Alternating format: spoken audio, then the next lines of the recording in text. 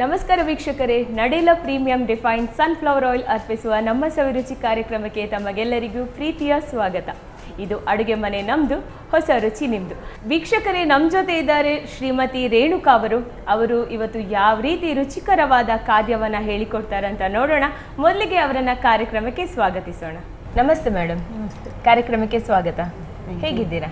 Okay. ಇವತ್ತು ಯಾವ 2 ರೆಸಿಪಿಯೊಂದಿಗೆ ಬಂದಿದ್ದೀರಿ? ನಾನೊಂದು ಸೋರೆಕಾಯ್ದು ರೊಟ್ಟಿ ಮಾಡುವ ಅಂತ.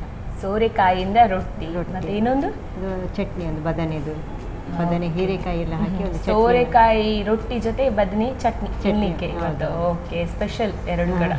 ಸೊ ಅಡುಗೆ ಮನೆಗೆ ಹೋಗೋಣ. ಬನ್ನಿ. ಓಕೆ ಮೇಡಮ್, ಈಗ ಫಸ್ಟ್ಗೆ ನಾವು ರೊಟ್ಟಿಯಿಂದಲೇ ಸ್ಟಾರ್ಟ್ ಮಾಡ್ಕೊಳ್ಳೋಣ. ಯಾಕಂದ್ರೆ ಚಟ್ನಿ ಮಾಡ್ತಿದ್ದೀರಿ, ರೊಟ್ಟಿ ಫಸ್ಟಿಗೆ ರೊಟ್ಟಿ ಮಾಡ್ಕೊಳ್ಬೇಕು. ಬಾಣಲೆ ಗ್ಯಾಸ್ ಆನ್ ಮಾಡೋಣ. ನೀರು ಹಾಕೊಳ್ಬೇಕಾ? ನೋಡಿ ಸ್ವಲ್ಪ ಸಾಕಾ? ಸಾಕು. ಅದಕ್ಕೆ ಸ್ವಲ್ಪ ಎಣ್ಣೆ, ಸ್ವಲ್ಪ ಒಂದು ಅರ್ಧ ಟೇಬಲ್ ಸ್ಪೂನ್ ಎಣ್ಣೆ ಬೇಕಾ? ಓಕೆ. ಸೊ ನಾವು ನಮ್ಮ ಅಡುಗೆ ಮನೆಯಲ್ಲಿ ಬಳಸ್ತೇವೆ ನಡೆಲ ಪ್ರೀಮಿಯಂ ರಿಫೈನ್ಡ್ ಆಯಿಲ್. ಹಾಕೊಳ್ಬೇಕಾ? ಸ್ವಲ್ಪ ಸಾಕಾ? ಸೊ ಸ್ವಲ್ಪ ನೀರು ಕುದಿಬೇಕು. ಕುದಿ ಬರುವಾಗ ಸ್ವಲ್ಪ ಉಪ್ಪು ಹಾಕಿ ಹಿಟ್ಟು ಹಾಕ್ಕೊಳ್ಬೇಕು. ಹಿಟ್ಟು ಅಂದರೆ ಎಣ್ಣೆ ಯಾವ ರೀತಿ ನಮ್ದು ಯಾಕಂತ ಹಾಕ್ತೀವಿ? ಅದೇ ಸ್ವಲ್ಪ ಗಂಟು ಬರಬಾರ್ದ ಹಾಗೆ ಎಣ್ಣೆ ಹಾಕಬೇಕು ಸ್ವಲ್ಪ. ಸೊ ಸೋರೆಕಾಯಿ ತಗೊಂಡಿದ್ದೀರಿ. ಸೋರೆಕಾಯಿ ಅದರಲ್ಲಿ ಕೂಡ ನೀರಿನ ಅಂಶ ಇರುತ್ತೆ, ಸ್ವಲ್ಪ ಇರುತ್ತೆ. ಅದಕ್ಕೆ ಸ್ವಲ್ಪ ನೀರು ತಗೊಂಡಿದ್ದೀರಿ ಆ ಥರ. ಸೊ ನಮ್ಗೆ ಏನಂದ್ರೆ ಈ ಮನೆಯಲ್ಲಿ ಬ್ರೇಕ್ಫಾಸ್ಟ್ ಇದೆ ಟೆನ್ಷನ್, ಬೆಳಿಗ್ಗೆ ಆಗುವಾಗ ಬೆಳಿಗ್ಗೆ ಎದ್ದು ಅಂತ. ಈಸಿ ಯಾವ್ದಾಗ್ತದೆ ಅದನ್ನು ಮಾಡಬಹುದು. ಅಂದ್ರೆ ಅದನ್ನು ಕಲಿತ್ರಂತೂ ಇನ್ನೂ ಒಳ್ಳೇದು, ಈಸಿ ಆಗಿರೋದನ್ನು. ಸ್ವಲ್ಪ ಉಪ್ಪು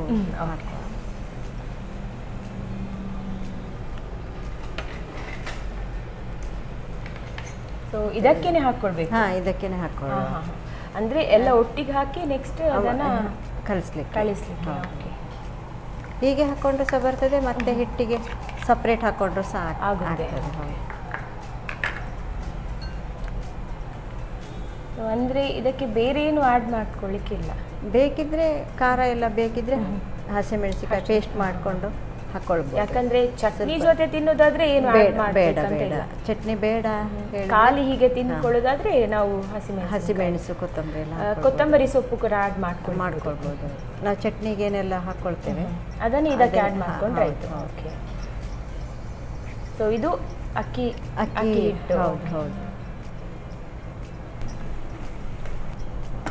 ಅಂದ್ರೆ ಇದೇ ಹದಕ್ಕೆ ಬರ್ಬೇಕಂತ? ಹೌದು, ಒಂದು ರೊಟ್ಟಿ ಹದಕ್ಕೆ ಬರಬೇಕು. ಸೋರೆಕಾಯಿ ಬದಲು ಬೇರೆ ಏನಾದರೂ ವೆಜಿಟೇಬಲ್ಸ್ ತಗೊಳ್ಬೋದಾ? ಇದೇ ವೆಜಿಟೇಬಲ್ ಅಂದ್ರೆ ಸೌತೆಕಾಯಿ ಹಾಕೊಳ್ಳಿ. ಹೌದು. ಮತ್ತೆ ಬೇರೆ ಏನಂದ್ರೆ ಮತ್ತೆ ಅದು ಹಿಟ್ಟು ಕೂಡ ಅದೇ ಅದಕ್ಕೆ ಬರಲ್ಲ. ಹೌದು. ಸೊ ನೀವು ಇದಕ್ಕಿಂತ ಮುಂಚೆ ಕೂಡ ನಮ್ಮ ಅಡುಗೆ ಮನೆಗೆ ಬಂದಿದ್ದೀರಿ. ಇದು ಡಿಶ್ ಬಂದ್ಬಿಟ್ಟು ಮ್ಯಾಮ್ ಎಲ್ಲಿದ್ದು ಅಂದ್ರೆ? ಇದು ನಮ್ಮ ಉತ್ತರ ಕರ್ನಾಟಕದ. ಸೊ ಇದು ಕೂಡ ಉತ್ತರ ಕರ್ನಾಟಕದ. ನಾನು ಆಲ್ಮೋಸ್ಟ್ ಮಾಡೋದು ಆ ಕಡೆ ಇದೆ. ನಮ್ಮ ಈ ಕಡೆ ಕರಾವಳಿ ಜನಕ್ಕೆಲ್ಲ ಗೊತ್ತಾಗ್ಬೇಕು ಯಾವ್ದೆಲ್ಲ ಡಿಶಸ್ ಇದೆ ಉತ್ತರ ಕರ್ನಾಟಕದ ಅಂತ. ಇಲ್ಲಿದು ಮಾಡ್ತೇನೆ, ಕಡಿಮೆ. ಓಕೆ. ಆಕ್ಚುಲಿ ಇದು ಹೆಲ್ದಿ, ಅಂದ್ರೆ ಈ ಸಮ್ಮರ್ ಸೀಸನ್ಗೆ ಆದಷ್ಟು ನಾವು ನೀರಿನ ಅಂಶ ಇರುವ ಆಹಾರವನ್ನೇ ಸೇವಿಸ್ಕೊಳ್ಬೇಕು. ಇದರಲ್ಲಿ ನೀರಿನ ಅಂಶ ಕೂಡ ಇದೆ, ದೇಹಕ್ಕೆ ಕೂಡ ಒಳ್ಳೆಯದು. ಹೌದು. ಸೊ ಮೇಡಮ್, ಏನಂದ್ರೆ ಇಷ್ಟು ಅಕ್ಕಿ ಹಿಟ್ಟಿಗೆ ಇಷ್ಟೇ ಸೋರೆಕಾಯಿ ಅಂದ್ರೆ ತಗೊಳ್ಬೇಕಾ ಏನಾದರೂ? ಹಾಗಂತೇನಿಲ್ಲ, ನಮಗೆ ಎಷ್ಟು ಒಂದು ಕಪ್ಪಿಗೆ ಒಂದು ಕಪ್ಪು ಬರೀ ಒಂದು ಅರ್ಧ ಕಪ್ ತಗೊಂಡಿದ್ದೇನೆ. ಹಾಗೆ ಹಾಫ್ ಮಾಡೋಣ. ಇಷ್ಟು ಸಾಕಾ? ಆಫ್ ಮಾಡ್ಕೊಳ್ಬೇಕಾ? ಸ್ವಲ್ಪ ತಣ್ಣಗಾಗ್ಲಿ. ಇದು ತಣ್ಣಗಾದ್ಮೇಲೆ ಅದನ್ನ ರೊಟ್ಟಿ ಹದಕ್ಕೆ ಮಾಡ್ಕೊಳ್ಬೇಕು. ಹೌದೌದು. ಇದು ತಣ್ಣಗಾಗಿದೆ. ಇದು ತಣ್ಣಗಾದ್ಮೇಲೆ ಕೂಡ ಸಾಫ್ಟ್ ಬರ್ತದೆ. ಹೌದು. ನನಗೆ ಸ್ವಲ್ಪ ನೀರು ಕೊಡಿ.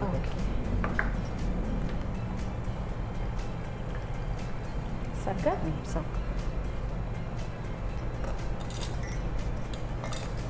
ಅಂದ್ರೆ ಬೇರೆ ತರ ದೋಸೆ ಮಾಡೋದಾದ್ರೆ ಅಕ್ಕಿಯನ್ನ ಕಡ್ದು ನೆನೆಸಿಡ್ಬೇಕು ಅದನ್ನ ಮತ್ತೆ ತುಂಬ ಕೆಲಸ ಅಂದರೆ ಇದು ಸ್ವಲ್ಪ ಬೇಗ ಆಗ್ತದೆ. ಬೇಗ ಆಗುತ್ತೆ. ಆಫೀಸಿಗೆಲ್ಲ ಹೋಗುವವರಿಗೆ ಇದೆಲ್ಲ ಈಸಿ ಸ್ವಲ್ಪ ಮಾಡಲಿಕ್ಕೆ.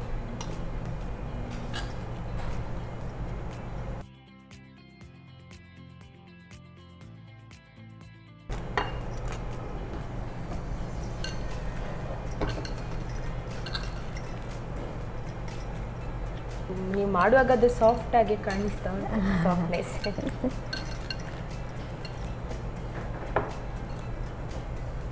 ಸೊ ರೆಡಿ ಆಯ್ತಾ? ನಾವು ಹಾಗಾದ್ರೆ ಇಟ್ಕೊಳ್ಳೋಣ ದೋಸೆ ಮಾಡಲಿಕ್ಕೆ.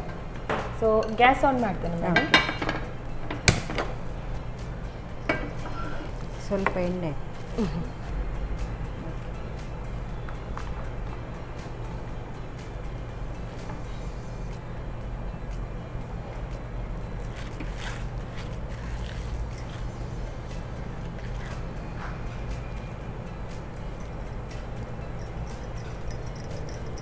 ನೀವು ಹೆಚ್ಚಾಗಿ ಮನೆಯಲ್ಲಿ ಅಂದರೆ ಜಾಸ್ತಿ ಉತ್ತರ ಕರ್ನಾಟಕದ ರೆಸಿಪೀಸ್ ಮಾಡ್ತಾ ಇರ್ತೀರಾ? ಈ ಕಡೆದು ಕೂಡ ಏನಾದರೂ ಮಾಡ್ತೀನಿ, ಈ ಕಡೆದು ಮಾಡ್ತೀನಿ. ನೀವು ಏನು ಮಾಡ್ಕೊಂಡಿದ್ದೀರಿ ಮೇಡಮ್? ಮನೆಯಲ್ಲೇ ಟೈಲರಿಂಗ್ ಮಾಡ್ಕೊಂಡು. ಟೈಲರಿಂಗ್ ಮಾಡ್ತಿದ್ದೀರಿ. ಅಂದರೆ ಖಾರ ಬೇಕಿದ್ರೆ ಹಸಿಮೆಣಸಿನಕಾಯಿ ಹಾಕ್ಕೊಳ್ಬೋದು, ಯಾಕಂದರೆ ಕೆಲವರಿಗೆ ಸಪ್ಪೆ ಇಷ್ಟಪಡಲ್ಲ ಅಂತವ್ರು ನಮಗೆ ಖಾರವೇ ಸ್ವಲ್ಪ ಬೇಕು. ಹಾಗೆ ಇದಕ್ಕೂ ಸಹ ಆ್ಯಡ್ ಮಾಡ್ಬೋದು ಹಸಿಮೆಣಸು. ನೀವು ಅಂದರೆ ಮಾಡ್ಕೊಳ್ಳುವಾಗ ಹಸಿಮೆಣಸಿನಕಾಯಿ ಹಾಕ್ತೀರಾ? ಪೇಸ್ಟ್ ಮಾಡಿ ಹಾಕ್ಬೋದು.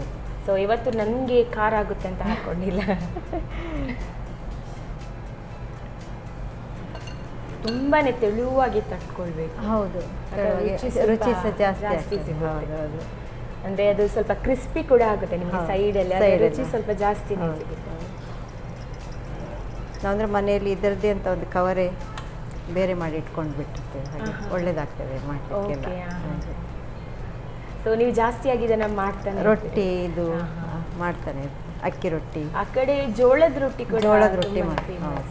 ಜೋಳದ ರೊಟ್ಟಿ ಮಾಡ್ತೀವಿ. ರೊಟ್ಟಿ ತಿನ್ನುವರು ತುಂಬ ಸ್ಟ್ರಾಂಗ್ ಅಂತ ಹೇಳ್ತಾರೆ. ಹೌದಾ? ಗದ್ದೆ ಕೆಲಸ ಮಾಡ್ತಾರಲ್ಲ ಹಾಗೆ. ಊಟ ಎಲ್ಲ ನೈಟ್ ಜಾಸ್ತಿಯಾಗಿ ತಿನ್ನುವ ಬದಲು ರೊಟ್ಟಿಯೇ ಜಾಸ್ತಿ. ಹೌದು, ಡೈಲಿ ರೊಟ್ಟಿ ಬೇಕೇ ನಮಗೆ. ಆಚೆ ಎಲ್ಲ ಹೈ ಫ್ಲೇಮಲ್ಲಿ ಇಟ್ಕೊಳ್ಳಿ ಸ್ವಲ್ಪ.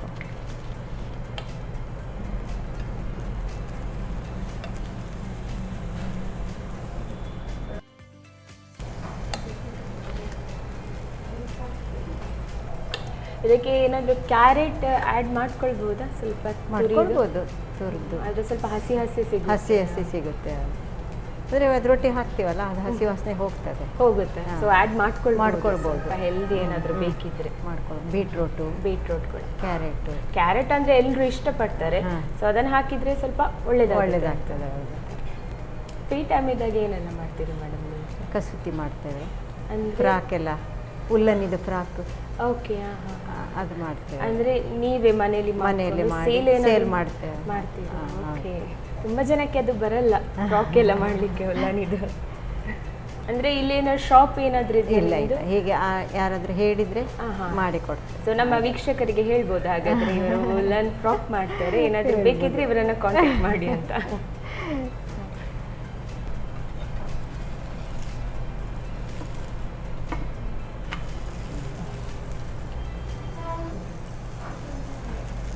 ರೆಡಿ ಆಯಿತು.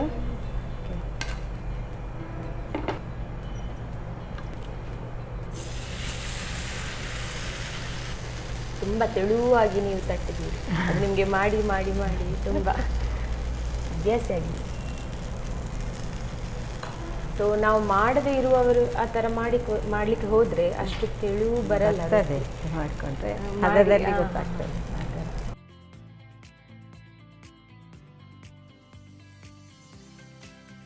ರೆಡಿ ಆಗಿದೆ, ಗ್ಯಾಸ್ ಆಫ್ ಮಾಡ್ಕೊಳ್ಳೋಣ. ಬಿಸಿ ಬಿಸಿಯಾದ ಸೋರೆಕಾಯಿ ರೊಟ್ಟಿ ರೆಡಿ ಆಗಿದೆ. ಬಿಸಿ ಸೋರೆಕಾಯಿ ರೊಟ್ಟಿ ರೆಡಿ. ಇದರೊಟ್ಟಿಗೆ ಒಂದು ಚಟ್ನಿ ಮಾಡ್ತೇನೆ. ಓಕೆ, ಆಮೇಲೆ ನಾವು ಟೇಸ್ಟ್ ಮಾಡ್ಕೊಳ್ಳೋಣ.